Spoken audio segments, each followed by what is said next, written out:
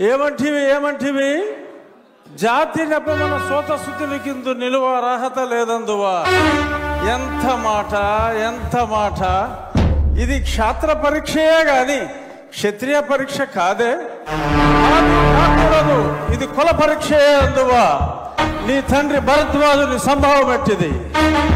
అతి దుభుక్షాకరమైన నీ సంభవం ఎట్టిది. అగ్నికుండలో పుట్టిదివి కదయ్యా, నీదే కులము. అంతేగాక ఈ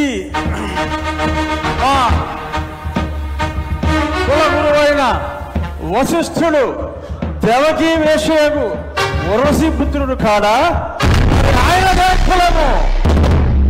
ఆయన పంచమజాతి కన్యయగు అరుంధతి యందు శక్తిని, ఆ శక్తి చండాగన యందు పరాశరుని, ఆ పరాశరుని పల్లె పడుచైన మత్స్యగంధి యందు మా తాత వ్యాసుని, ఆ వ్యాసుడు విధవరాండ్లైన మా